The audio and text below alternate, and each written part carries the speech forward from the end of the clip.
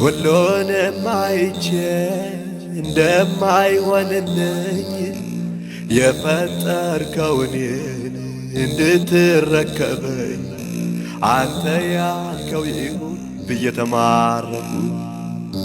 የፈቀድከው ይሁን ብዬ ተማረኩ።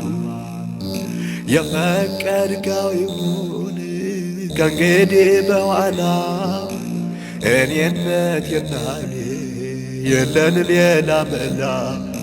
እንዳንተ ቸር አባት አናገኝም ሌላ፣ እንዳንተ ቸር ንጉሥ አናገኝም ሌላ።